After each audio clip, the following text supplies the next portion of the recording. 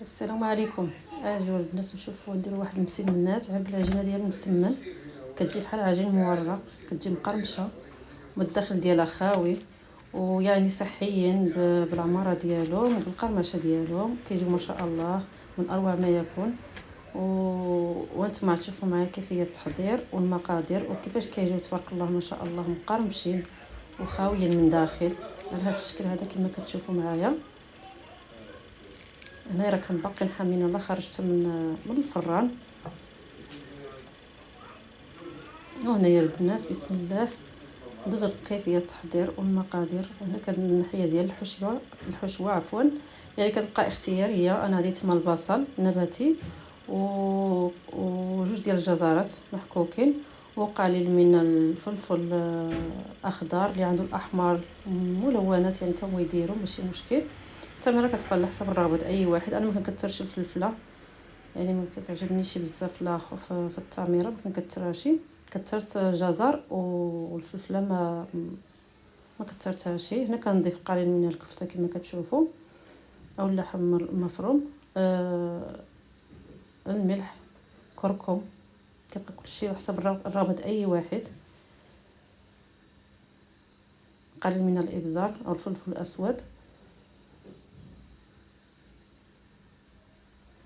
هذا سكنجبير او الزنجبيل وكنحركو كنخلطو كلشي على هاد الطريقه هذه، كنخليو كلشي حتى كيتشحر مزيان. هنا البنات انا ما درت الاعشاب منسمه، هذيك ما عنديش حاجه ديال الزعتر والزعتره بجوجهم،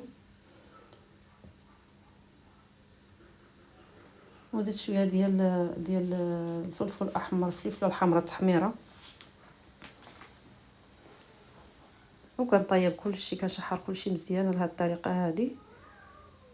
هنايا البنات زدت واحد شويه القرفه، كتعجبني ديك النسمه د القرفه كتجي في هيدا في الحشوه ديال المملحات، بخصوص الا كانت اللحم مفروم.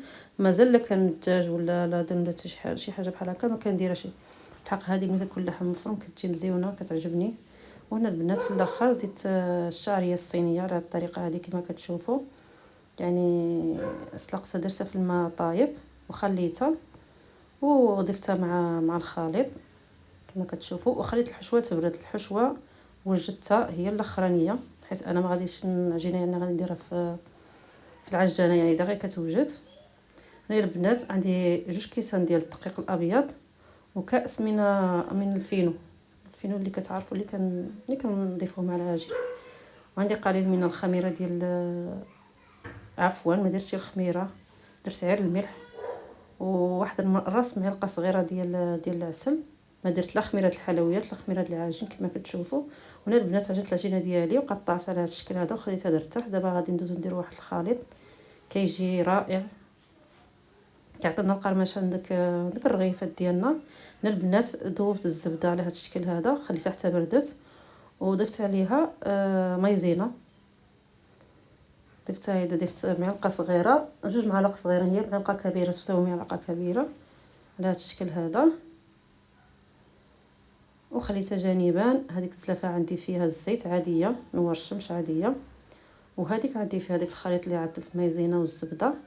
وهنا البنات كنطلق عاديه، يعني ما طلقتهمش بزاف، يعني كما كيقولوا حتى كيبان سطح العمل، يعني ما طلقتهمش بزاف لانهم اصلا كتورقهم هذا الخليط هذا هو اللي كيورقهم. كندير نطور رغيفات عاديه على هذا الشكل هذا كما كتشوفوا معايا. واللي درتها اللي وجدتها كنديرها في بلاستيك غذائي ترتاح كما كتشوفوا. درت وحده اخرى عاوتاني نوريكم كيفاش طريقه التحضير ديالهم. باش كيجيو مورقين كيجيو غزالين، كيجيو ديك القرمشه كيجيو تقولها معدلين بالفيلو بالعجينه الفيلو ولا بالورقه، هما معدلين غير بالعجينه المسمن. كنطوي على هذه الطريقه هذه كما كتشوفوا معايا.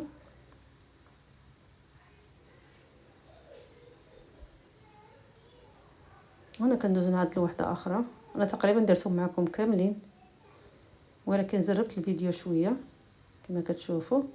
هنايا البنات رجعت من الاولى، واخا هما تبارك الله تحت مع مدلوكين في العجانه، يعني في البلاستيك غذائي داغيه القراصم، يعني ما داوليش الوقت بزاف. هنايا البنات كنطلق المسمنه عاديه بحال المسمن اللي كنطيبو باش كنديروا الفطور ولا الميريندا كما كتشوفوا.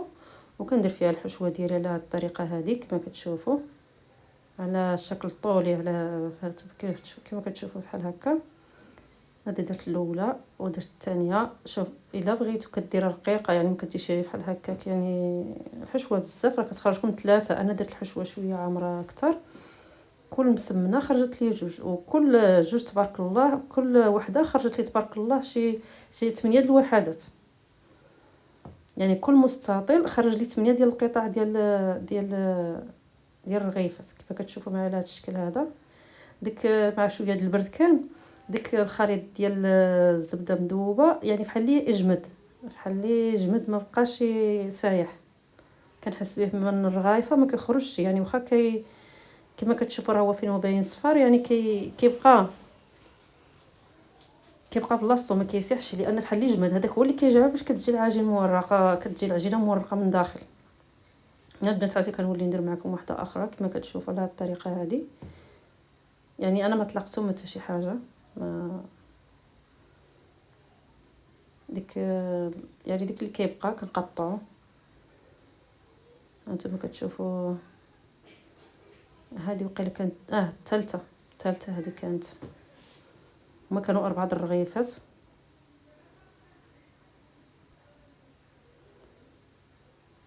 هذه ما جربتش فيها الفيديو كما كتشوفوا، يعني ساهلين ماهلين يعني واللي بغى يدير على حسب طريقه اخرى يعني مربعين او لا يدير فيهم المهم طريقه اخرى كديرهم. انا درتهم هكا كما كتشوفوا معايا. وهنايا البنات الاخرين يعني كنلويهم كاملين، كندير لهم الحشوه ديالهم كاملين. اللي بغى كيخليهم هكا انا شبرت شويه ديال كيتشوب وشويه ديال الفلفله حمراء، وخلطت مع شويه ديال قليل من الزيت ودرتهم على وجههم. اللي بغى يخليهم بويض هكا كيدهنهم غير بالزيت، او لا ما يدهن لا بالزيت لا حتى بشي حاجه، يخليهم هكاك البنات. انا دهنتهم بشويه كما قلت لكم ديال التحميره، وشويه واحد شويه ديال الزيت ديال الفلفله السودانيه عندي مرقده في القرعه، يعني درت شويه ديال الزيت ديالها باش جات ديك النكهه ديال الحروره. وهنا البنات كنخرجهم من الفران كيجيو على هذا الشكل هذا، كيجيو رائعين والله القسم، كيجيو ولا اروع تبارك الله، كيجيو ما تشبعش منهم. يعني انا كنديرهم يعني ماشي اشكال الشكل يعني كنتفنن فيهم، يعني مره كنديرهم هكا، مره كنديرهم بريوات، مره كنديرهم يعني محنشه هيدا يعني دايره كل مره كيفاش، مره مربعين.